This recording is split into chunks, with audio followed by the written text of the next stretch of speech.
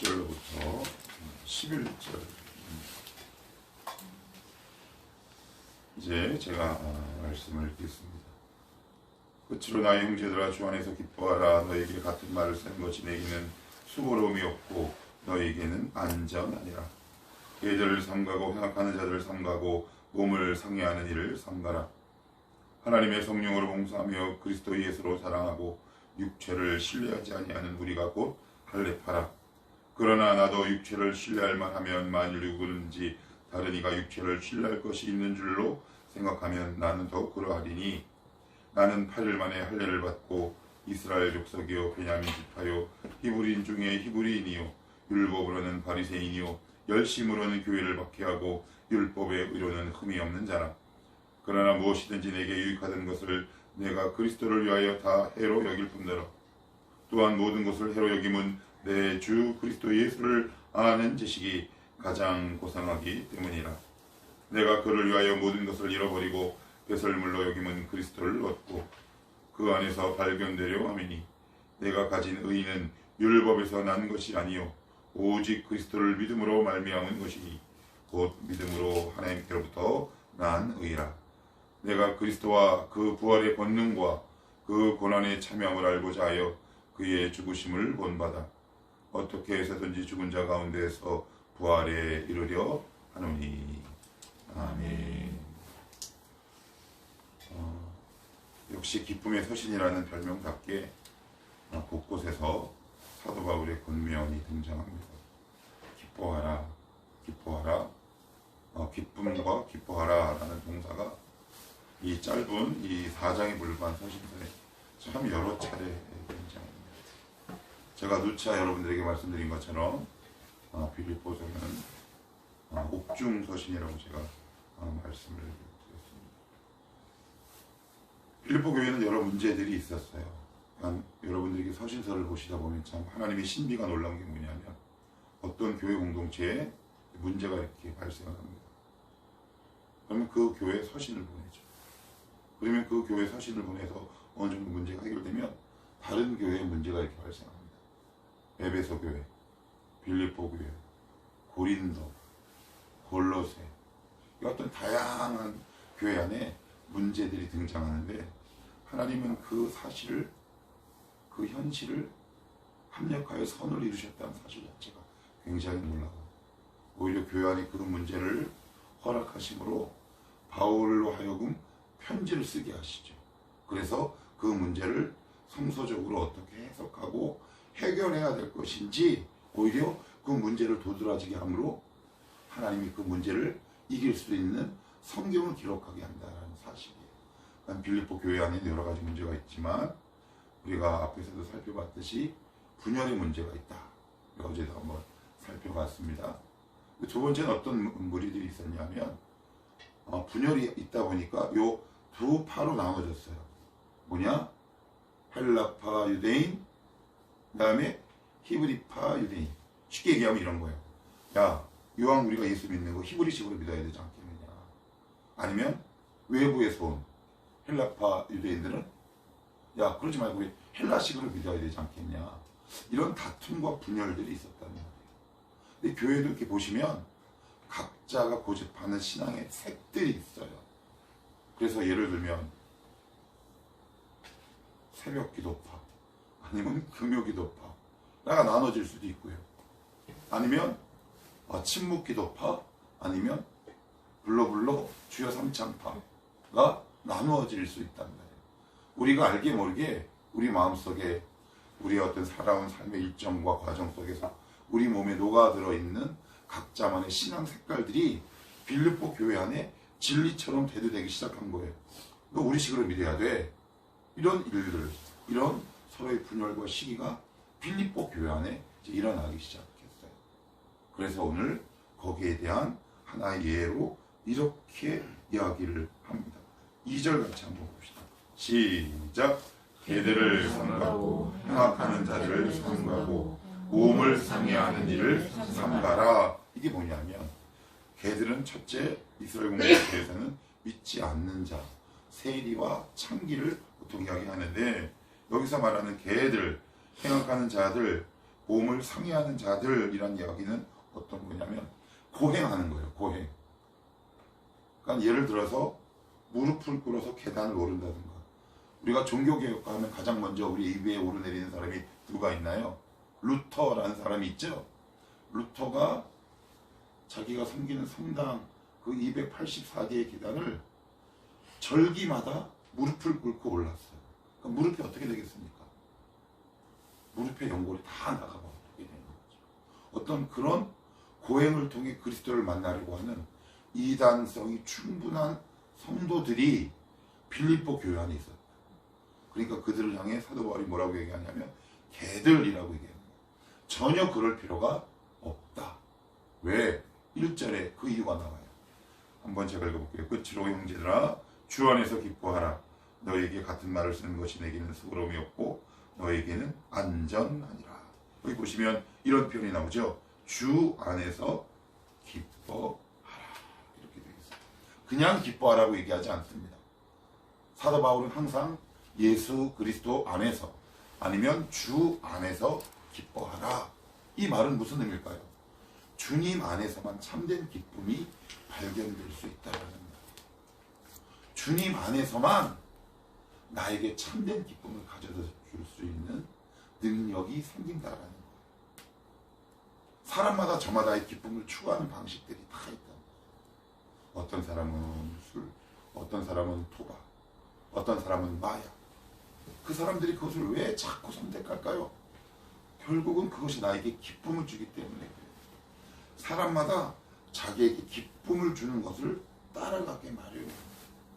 그 누구나 여기서 예외일 수는 없어요. 저도 한때는 탁구에 미쳤었죠.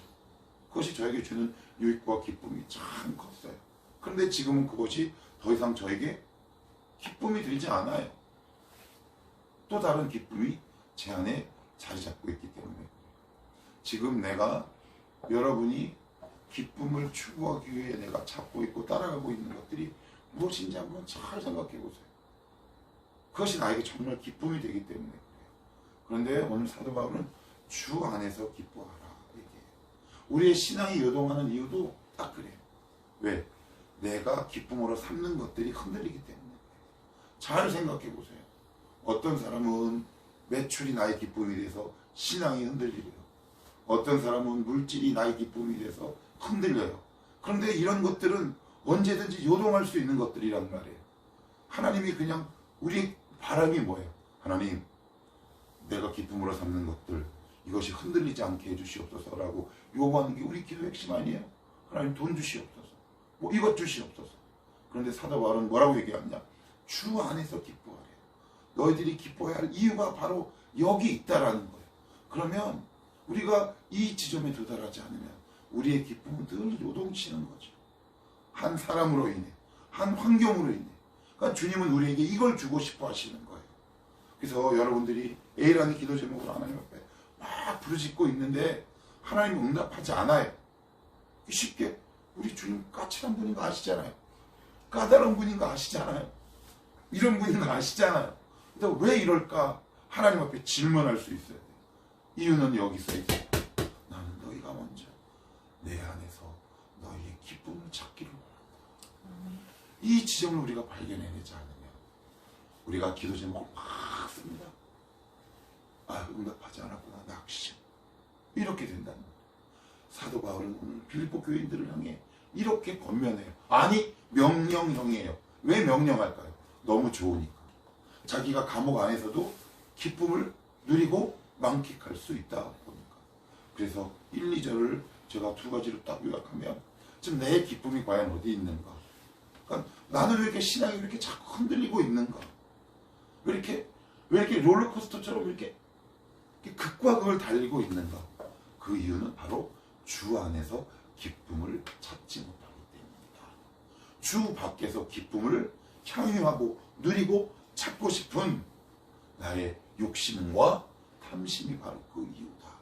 그래서 어제도 여러분들 보내고 여기 이제 세팅하고 말씀 묵상이 너무 안 돼서 여기 스툴에 이렇게 누웠다가 이렇게 하다가 한 10분 깜빡 잠이 들었어요. 그런데 갑자기 이런 생각이 이렇게 들더라고요.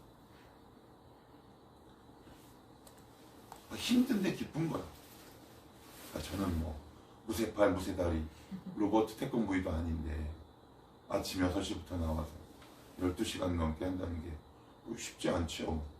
근데 몸은 힘들다 그래서 제 아내에게 전화해가지고 여보 근데 이게 힘든데 안 힘드네. 그랬더니 뭔 소리야? 그래요. 기쁘더라고요. 그냥 모르겠어요. 그냥 기뻐요. 예배당 이전과 여러 가지 산적한 문제들이 많지만 제 안에서 끊임없이 기쁨이 솟아오는 이유가 뭐인 걸까? 이 기쁨은 최소한 내 건 아닌 게 분명해요. 이 기쁨은 제 안에서 자연 발생적으로 나오는 게 아니더라고요. 하늘로부터 내려 그분께로부터 오는 여러분의 기쁨의 반석을 어디에 두고 있느냐에 따라 나의 신앙의 요동이 결정돼요. 그래서 여러분 이따 이렇게 기도했으면 좋겠어요. 주 안에서 기뻐할 수 있도록 내 눈을 열어줘. 그럴 때 이 기쁨이 일희일비 하지 않을 수 있다. 바울은 그래서 명령형이에요. 헬라 원어를 보면 여기 보시면 이렇게 나오죠. 주 안에서 기뻐하라 이렇게 되어 있는데 헬라 원어에는 이런 표현이 이래요. 강조용 명령형이래요. 강조. 그러니까 사도 바울이 얼마나 그 기쁨을 누리고 있는지 우리는 짐작할 수 있다. 또한 3절입니다. 하나님의 성령으로 봉사하며 그리스도 예수로 자랑하고 육체를 신뢰하지 아니하는 우리가 곧 할례파라. 앞에서도 말씀드린 것처럼 자꾸 히브리인들은 할례를 받아야 정통성이 있다. 정통파이가 그 이야기를 끊임없이 주장하는 거죠. 아까도 말씀드렸듯이 자기만의 믿음의 색채를 고집하는 거예요. 그런데 내가 믿고 따르는 하나님은 한 분이지만 나의 신앙의 색채는 너 다르고 나 다르다는 말이에요. 여러분이 믿는 예수님과 내가 믿는 예수님이 같지만 만난 과정은 다 달라요. 그죠? 제가 여러 차례 이야기하지만 예레미야는 하나님이 찾아가서 어르고 달래고 에스겔은 환상 중에 그의 머리채를 잡고 절벽 위에 올라간다는 말이에요. 그러면 왜 하나님 나는 이렇고 저는 이렇고 따질 수 있겠습니까? 그럴 수 없어요. 베드로는 또 어떻습니까? 부대뽀 아니에요. 근데 요한은요. 요한복음을 보시고 공관복음을 보시면 요한은 굉장히 치밀하고 계산적인 사람이란 말이에요. 예수님의 십자가 달려 돌아가셨을 때 성전 뜰 안에 있는 한 사람과 내통하고 있었던 부분 증거들이 나온다는 말이에요. 그 이야기는 뭐예요? 사도 바울은 조금, 요한은 조금 달라요. 근데 베드로는요, 무리를 막 걷잖아요. 다른 제자가 걷나요? 각자마다 갖고 있는 배경, 환경, 기질을 성정들이 다르기 때문에 하나님은 여러분들에게 맞게 역사하세요. 어떤 사람은 싸대기를 때리기도 하고요. 어떤 사람은 손목을 잡아주기도 하세요. 그러면 저한테는 왜 그러세요? 그게 가장 나에게 맞는 거란 말이에요. 그런데 이런 모든 것을 고려하지 않고 내 식으로 믿어라. 이게 정통파다라고 한다는 건 그 사람이 하나님께서 허락하신 개인의 기질과 성정을 무시하고 하나님의 역사를 차단할 수 있는 오해의 소지가 충분히 있다라는 거죠. 그래서 사도 바울이 이것을 알고 뭐라고 얘기하느냐? 이렇게 얘기하는 거예요. 하나님의 성령으로 봉사하고 그리스도 예수로 자랑하고 육체를 신뢰하지 아니하는 우리가 곧 할례파라. 그래서 육체가 뭐예요? 율법적인 요소라는 말이에요. 인간적인 요소예요. 그래서 우리는 말씀 가운데 바로 서 있지 않으면 내가 고수해 왔던 신앙의 방식이 곧 진리처럼 변할 수 있는 자들이라는 말이에요. 그래서 끊임없이 말씀이라는 거울에 나의 영혼과 내 심령을 비춰내지 않으면 우리는 자기만의 색깔로 신앙을 착색시켜버리는 거죠. 그 부분을 지금 바울은 경고하고 있어요. 그리고 나서는 하나님의 성령으로 봉사하랍니다. 이게 무슨 얘기일까요? 이 약물고 봉사하지 말래요. 무슨 얘기일까요? 기쁨이 있어야 되는 거죠.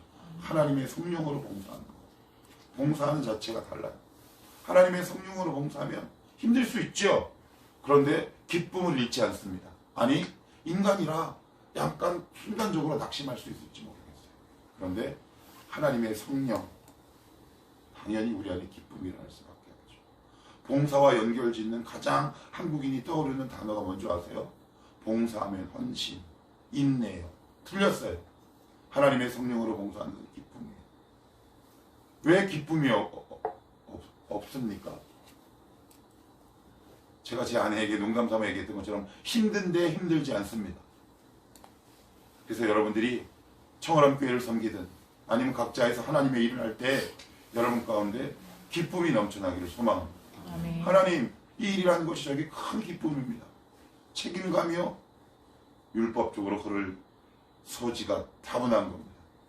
하나님이 주시는 감동이 있어야 하는 거죠. 하나님이 주시는 기쁨이 있어야 하는 거 아니겠습니까? 그럴 때 그 일을 감당할 때 내 안에 희락이 있고 능력이 있죠. 그 모습을 보는 또 다른 사람도 그 얼굴과 영혼에 기쁨이 있어야지 않겠습니까? 그런데 내가 그 일을 봉사하는데 죽상을 하고 있어요. 전 너무 많이 봤어요. 20대 때부터 너무 많이 봤다. 왜 우리 권사들은 얼굴이 왜 이렇게 썩었을까? 저는 그 늘 의문이 들었어요. 하나님의 성령이 아니라 이 악물고 봉사하기 때문에 그런 거 아닙니까? 그 안에 성령으로 봉사하는 게 아니라 자기의 의로 봉사하기 때문에 그런 거 아닐까요? 하나님의 성령, 하나님이 주신 은혜로 봉사할 수 있기를 축복합니다. 하나님, 그 능력이 내 안에 임하게 하여 주옵소서. 그 말씀을 지금 하고 있는 거고요. 또 이렇게 얘기합니다. 그리스도 예수로 자랑을 합니다. 무슨 얘기일까요? 교회 자랑하지 말랍니다. 목사놈 자랑하지 말랍니다. 예배당 자랑하지 말랍니다. 오직 예수만 자랑하랍니다. 저도 역시 마찬가지. 예수만 자랑할 뿐이죠. 안 그러면 우리는 교회라는 예배당이라는 건물에 귀속되어 버립니다. 목사에 귀속되어 버려요. 그래서 수많은 한국교회 성도들이 목사에 귀속된 현실들이 얼마나 많이 있습니까? 그래서 목사가 우상화되는 것. 왜 그래요? 예수를 자랑해야 하는데 목사를 자랑했기 때문에 그렇습니다. 저 같은 놈은 자랑거리가 안 됩니다. 오직 복음만이 여러분의 자랑이셔야 합니다. 그래야 저도 살고 여러분도 삽니다. 하나님, 내 안에 있는 예수로 자랑하게 하여 주옵소서. 그럴 때 능력이 있는 거 아니겠습니까? 우리 교회 와봐라. 복음이 있다. 그걸로 만족합니다. 예수만 자랑하십시오. 예수만이 능력이고 예수만이 은혜입니다. 자, 그리고 나서는 이렇게 얘기합니다. 6절. 자, 4절, 5절, 6절 제가 먼저 볼게요. 그러나 나도 육체를 신뢰할 만하며 누구든지 다른 이가 육체를 신뢰할 만한 것이 있는 줄로 생각하면 나는 더욱 그러하리니 나는 8일 만에 할례를 받고 이스라엘 족속이요 베냐민 지파요 히브리인 중에 히브리인이요 율법으로는 바리새인이요 열심으로는 교회를 박해하고 율법에 의로는 흠이 없는 자라. 너희도 자꾸 정통성 주장하고 히브리식으로 믿으라고 얘기하는데 그렇게 믿은 결과가 뭔 줄 아냐 이놈들아? 교회를 박해했다라고 얘기하고 있는 이게 참 이게 인간의 방식을 따르는 거죠. 히브리식으로 믿은 결과가 뭡니까? 사울아 사울아 네가 나를 왜 핍박하느냐. 사도행전 구절이 나오죠. 예, 바로 그 얘기를 하고 있는 거예요. 너희들이 그렇게 중요시하는 히브리식 정통성 나 있다. 나 베냐민 지파야. 율법의 예대로 8일 만에 할례를 받았고 가말리엘의 문화생이고 율법의 의로는 흠이 없지만 나는 그 결과 주님을 박해했어. 6절 열심으로는 교회를 박해했다 라고 얘기를 하는 겁니다. 인간의 방식은 결국 교회를 박해하는 안티크라이스트가 되고 마는 거겠죠. 그죠? 그래서 우리는 믿음의 기초를 내 스타일이 아니라 청월함 교회 스타일이 아니라 복음 위에 세워져야 합니다. 그래야 이 교회가 허물어지지 않겠죠. 그 이야기를 하고 있는 겁니다. 그래서 7절 그 유명한 말씀이 등장하죠. 7절 8절 같이 한번 읽습니다. 시작. 그러나 무엇이든지 내게 유익한 것을 내가 그리스도를 위하여 다 해로 여길 뿐더러 또한 모든 것을 해로 여김은 내 주 그리스도 예수를 아는 지식이 가장 고상하기 때문이라. 내가 그를 위하여 모든 것을 잃어버리고 배설물로 여김은 그리스도를 얻고. 혹시 여러분 오기 전에 화장실 다녀오셨나요? 혹시 응가하시고 오셨나요? 물을 내리셨나요? 근데 우리는 물을 안 내려요. 자꾸 쌓지요. 그래서 우리의 삶 속에 그렇게 끊임없이 냄새가 나는 것 같습니다. 변을 보고 물을 안 내리는 사람은 없죠. 소변이든 대변이든. 왜? 그것이 더럽고 악취가 나기 때문에 그렇습니다. 예수를 믿는다라고 하는 것, 저는 이렇게 말씀드리고 싶어요. 단순성. 왜요? 이렇게 써있잖아요. 7절. 그러나 무엇이든지 내게 유익하던 것을 해로 여기고. 예전에 내가 너무 좋았어요. 그런데 내 안에 말씀이 들어가고 은혜가 들어가다 보니까 그것이 나에게 주는 유익이 나에게 되게 해가 되었던 것들이구나 라고 버리게 되죠. 그럼 어때요? 복잡해질까요? 단순해질까요? 단순해져. 복잡한 그리스도인은 건강한 그리스도인이 아닙니다. 예수 잘 믿는다고 하는 것, 성령 충만한다고 하는 건 끊임없이 단순성을 지향해 가는 거죠. 예. 내가 돌아보니까 예전에 그것이 정말 부끄러웠구나. 하나님 그거 주시옵소서라고 그렇게 기도했는데 이렇게 이제는 그렇게 기도할 필요가 없네. 그리스도를 온전히 아는 지식, 그리스도를 인격적으로 만난다는 표현이 한국 교회에서만큼 많이 등장하는 교회가 어디 있습니까? 내가 그리스도를 정말 많이 그리스도를 만났습니까? 인격적으로 만났나요? 그러면 나는 단순해질 수밖에 없어요. 그 전에 그렇게 내가 추구하던 것들이 더 이상 나에게 기쁨이 되지 않아요. 그러니 어때요? 복잡해지는 것이 아니라 심플하고 단순 명료해지는 삶을 살아갑니다. 그러면 가벼워지죠. 자유로움이 무게가 커지는 인생들이라는 말이에요. 그렇다면 한 가지 더. 전에 유익하던 것이 해로 여겨. 그럼 내 안에 어떤 마음이 생길까요? 부끄럽다. 그죠? 그럼 부끄러운 마음이 들면 뭐가 터질까요? 입에서? 회개. 신앙의 깊이는 회개의 깊이. 신앙의 깊이는 회개의 깊이란 말이에요. 그래서 주님도 어떻게 첫 설교 제목이 뭡니까? 회개하라. 천국이 가까이 합니다. 세례요한은요. 회개하라. 천국이 가까이 합니다. 회개와 천국이 동전의 앞뒷 면이듯이 신앙의 깊이와 회개의 깊이는 동전의 앞뒷 면이다. 내 지나온 삶을 돌아보니까 너무 부끄러워요. 왜 내가 이렇게 기도했을까? 왜 내가 예수님을 이렇게밖에 못 믿었을까? 자책이 아니라 그 안에서 눈물이 터져 나오는 거죠. 주님 너무 죄송합니다. 회개 깊이. 그래서 회개는 두려움이 아니죠. 두려움이 아니에요. 천국에로의 초청이요. 더 깊은 신앙으로의 초청이죠. 여러분들이 기도하다가 나도 모르게 막 그 눈물이 나고 회개가 터지면 마음껏 하십시오. 그 이유는 왜 그럴까요? 하나님이 여러분들이 기쁨을 주기 위함입니다. 여러분들에게 복음의 가치를 발견하기 위해 우리에게 회개가 터지게 하는 겁니다. 회개하고 나면 어떻게? 짜증나나요? 회개했는데 짜증났다는 거는 들어본 적이 없어요. 창세 이후. 회개하면 하나님을 보게 되고, 회개하면 가벼워지고, 회개하면 기쁨이 일어납니다. 그죠? 오늘도 이 사도 바울의 고백이 저와 여러분의 고백이 될 수 있게. 하나님, 제 삶이 지금 너무 복잡합니다. 단순하게 하옵소서. 하나님, 지나온 삶을 돌아보니 너무 부끄럽습니다. 왜 제가 그렇게밖에 예수 못 믿었는지 정말 죄송합니다. 이렇게 기도할 때 성령 하나님 우리에게 탄식하심으로 회개의 영을 부어주시지 않겠습니까? 그러면 예수 안에 그 기쁨의 보석을 여러분들이 발견하게 되는 거죠. 그러면 신앙이 힘이 있는 거죠. 알아요? 혹시 범사에 내 영혼이 잘된 것 같이 내가 범사에 잘 되는 것을 내가 간구합니다. 하나님 다른 부분 열어주실지 오늘도 이 은혜와 이 기쁨이 저와 여러분의 것이 되기를 주님의 이름으로 축복합니다.